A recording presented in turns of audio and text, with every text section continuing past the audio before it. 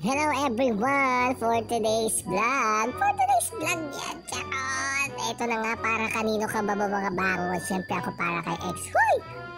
Ito na nga, siyempre every gising is a blessing. Kaya naman big grateful tayo mga charot. Kahit hindi tayo beautiful. Hoy! Free!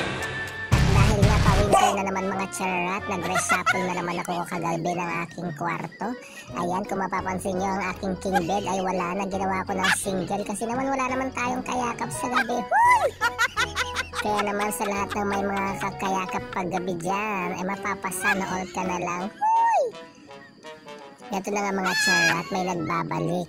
Sana all binabalikan. Hoy! Ito na nga. Medyo ganito lang yung charot lately kasi nga medyo inlababo na naman po ang inyong lingkod. Hoy! Habang papalapit ang December, ang Pasko, papalapit din siya ng papalapit. Hoy! Walang ganon. Pagbukas ko ng rep, agad, naalala ko siya. Paborito niya to. Hoy!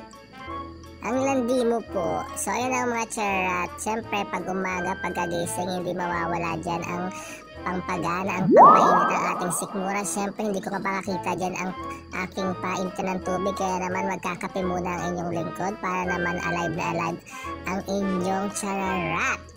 Hoy! Kaway-kaway sa mga coffee is life dyan. Hoy! Kaya naman for the black coffee muna ang inyong lingkod dahil wala pa tayong gatas. Baka naman! Tara magkape na tayo. Hoy, kailan mo ba ako ipaglalaban? Hoy! Hoy! Pagalawin na kasi natin ang baso nabasag. Hoy! Ito naman. Hello, kaway-kaway sa'yo kung nasan ka man. Diyan ka lang. See you soon. Hoy! Masyado na kayong maraming nalalaman mga charot. Kaya naman, tara na at mag-umagahan na tayo. Hello po mga charot. Maraming nakakapansin at tumaba daw po ako. Yes po, tama po kayo kumpara last year po. Ang laki-laki ng tinaba ng inyong charot. Na-depress po talaga kasi siya. Na-depress? Basta. Wow! Inatake po ako ng depression. Yan pong epekto sa akin ng depression. Ako po ay nanaba. Salamat po sa aking kaibigan na sumuporta sa akin at saka doon sa aking special someone na nakatulong sa aking na malampasan ko, na makonquer na tagumpayan ko ang aking kinakaharap na depression. Tama po kayo, in the past few months inatake po ako ng depression, kaya po nagpahinga ang charot.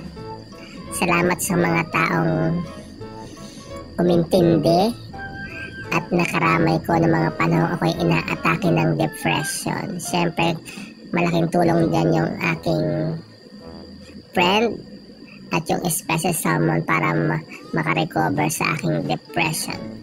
Yun lamang po for today's vlog. Na-share ko lang. Depression is not a joke. Be grateful every day.